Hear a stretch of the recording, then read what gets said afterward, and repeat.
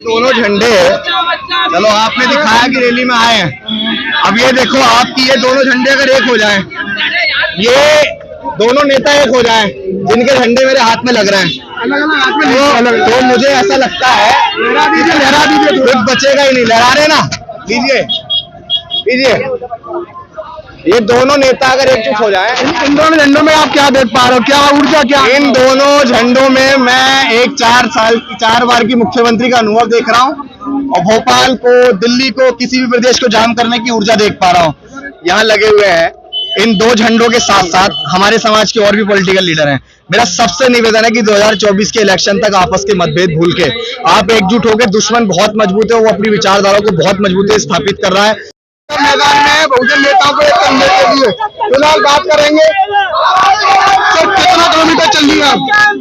मेरा सफर मुझे ऐसा लगता है कि करीब करीब हम लोग 900-1000 किलोमीटर चल लिए अभी तक। 1000 किलोमीटर? हाँ। क्या देखा आपने? आप एक आंदोलन लेके चल रहे हो कि मायावती और चंद्रशेखर ये गाय कैसे कर पाओगे आप?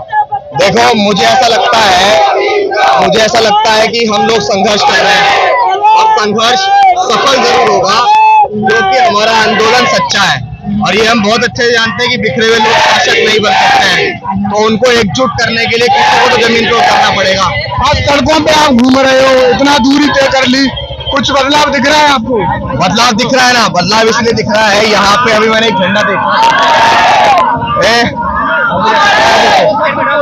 इधर, शांत हो जाओ, शांत। यहाँ इस रैली के अंदर भीम आर्मी के भी लोग हैं, बसपा के भी लोग हैं, और ये जो नजारा हम लोग बनाना चाहते हैं, जो माहौल हम लोग बनाना चाहते हैं, वो बन रहा है। और जब नेताओं को दिखेगा कि हमारे कार्यकर्ता एकजुट हो रहे हैं और हमारे कार्यकर्ता एकजुट होना चाहते हैं, तो हम लोग जरूर कामयाब और सफल हो जाएंगे। लगता है आपको सफल हो जाएंगे? हाँ, क्यों नहीं होंगे। जब हम लोग संघर्ष कर रहे हैं तो किसी का संघर्ष जाया थोड़ी जाता है, वो सफल होगा, जरूर होगा। अच्छा, मैं आपकी वीडियो में कमेंट देख पा रहा हूँ, आप दलाल हो। किसके दलाल हो आप? ये दावा किया जा रहा है लोगों द्वारा। किसका दलाल बता रहे हैं? ये वीडियो में किया जा रहा है कि ये किसी आर्य समाज पार्टी की तरफ से उतारा गया मैदान में, या बसपा की तरफ से या समाजवादी पार्टी की तरफ से। अच्छा, मतलब अभी वो खुद ये बात नहीं समझ पा रहे हैं कि मैं बसपा का दलाल हूँ या असपा का दलाल हूँ या समाजवादी का दलाल हूँ। कमेंट में देख पा रहा हूँ आपके। देखो, जो लोग कमेंट कर रहे हैं ना, मैं उनको ज्यादा तो कुछ कहना नहीं चाहूंगा। मैं सिर्फ इतना कहना चाहूंगा, ये वो लोग हैं जो कभी समाज के लिए काम तो करते नहीं है, और अगर कोई करने उतर भी जाता है तो उनको ये लोग करने नहीं देते हैं। देखो, अगर दलाल वाली बात है, बहन जी मैं तर्क देता हूँ, बहन जी मुझे क्यों उतारेगी मैदान में? बहन जी तो अगर एक बार में चाहेगी तो सारे नेता एकजुट हो जाएंगे। चंद्रशेखर आजाद जी अगर मुझे मैदान में उतारते तो मैं, आप जितने भी लोग कार्यकर्ता और संगठन के लोग, वो सारे लोग एकदम आ जाते, नहीं आए ना। सच बात यह है कि अभी वर्तमान समय में ना मेरे पास किसी का सपोर्ट है और ना कोई मुझे कोई ऐसा विरोध कर रहा है। वो निजी कमी मुझे लगता है कि यार आरोप प्रत्यारोप किसको नहीं हुआ बताओ। बाबा साहेब अम्बेडकर ने समाज का काम किया। इसी आगरा के अंदर बाबा साहेब अम्बेडकर ने कहा था, इसी आगरा के अंदर बाबा साहेब अम्बेडकर ने कहा था कि मुझे मेरे समाज के पढ़े लिखे लोगों ने धोखा दिया। मान्यवर कांशीराम साहब को समाज के लोगों ने काले झंडे दिखाए, लेकिन आज दुनिया उनको पूज रही है। अब यहाँ पे ये नहीं है कि मैं उनको अपने आप से तुलना कर रहा हूँ। 24 के चुनाव के बाद मुझे लगता है कुछ बचेगा नहीं अगर आप आ रहे हो तो। यार विशाल, तुम भी मुझे बताओ कि क्या मायावती जी और चंद्रशेखर आजाद, इन दोनों की पॉलिटिक्स इन दोनों के बिना कामयाब हो सकती है क्या? यार पूरा समाज ये चाहता है कि ये दोनों नेता एकजुट हो जाएं। इस मांग को मुझे ऐसा लगता है कि समाज का प्रत्येक कार्यकर्ता जो बहुजन आइडियोलॉजी के साथ काम कर रहा है, जो अम्बेडकर मूवमेंट में काम कर रहा है, वो सब लोग ये चाहते हैं कि माननीय बहन जी और चंद्रशेखर आजाद ये दो नेता 2024 के इलेक्शन से पहले साथ आया तो हम एक बहुत बड़ा रिजल्ट हासिल कर सकते हैं। अन्यथा स्थिति वो जीरो की ओर जा रही है, नील। गठबंधन ने दोनों नेताओं को नकार दिया है, अभी किसी को नहीं बुलाया, आपने देखा होगा, क्या वजह रही है? यार एक बात बताओ ना, बिखरे हुए लोगों को कौन एक्सेप्ट करता है?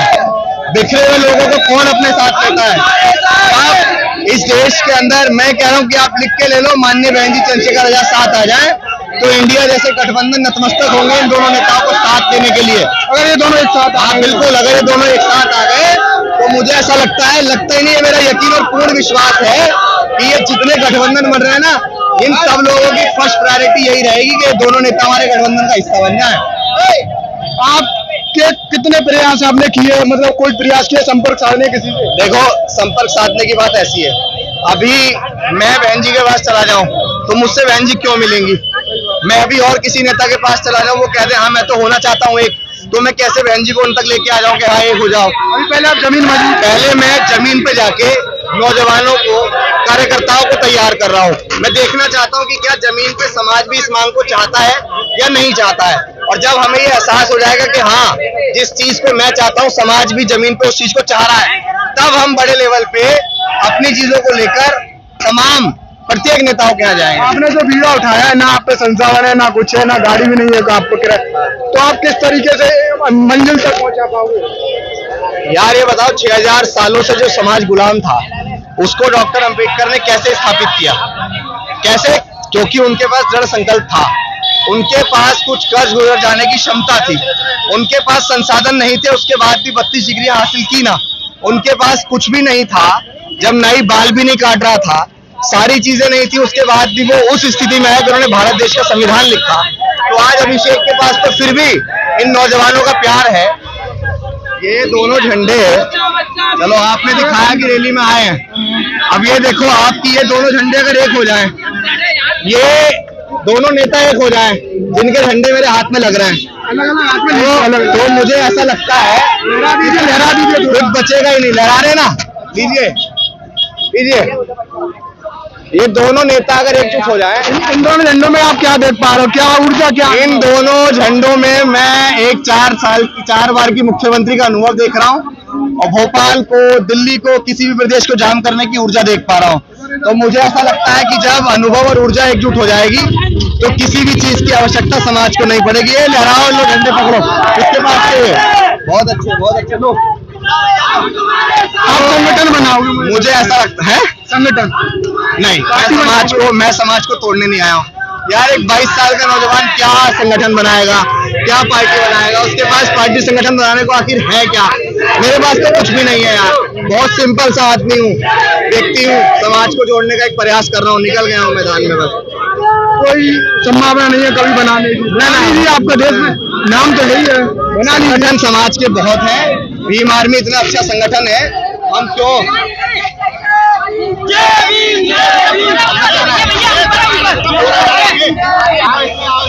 इतने संगठन बने हुए हैं, आपका बन जाएगा तो फिर क्या? नहीं, मैं तमाम पार्टी संगठनों को एक करने निकला हूँ। वो एक करने का बीड़ा किसी को तो उठाना पड़ेगा ना। दिल्ली कब तक पहुंच पाएंगे? अभी समय निर्धारित नहीं कर सकते हैं, लेकिन पूरा प्रयास है कि अभी तो उत्तर प्रदेश पूरा बचा है, आगरा पहला पहुंचे हम लोग। अभी प्रयास करेंगे कि तमाम जगह पहुंच के एक मॉब बनाएं और नेताओं को मजबूर करें एकजुट होने के लिए। समाज ने आपको क्या दे दिया है वादा, क्या वादा किया? समाज ने मुझसे ये वादा किया है, जब जंतर मंतर हम दिल्ली पहुंचेंगे तो आप बड़ा हुजूम देखेंगे और नेताओं के, तमाम पार्टी संगठन के लोग उसमें शामिल होंगे। तमाम, मैं उम्मीद करता हूं कि नेता भी उसमें शामिल होंगे जो चाहते हैं कि समाज एकजुट हो।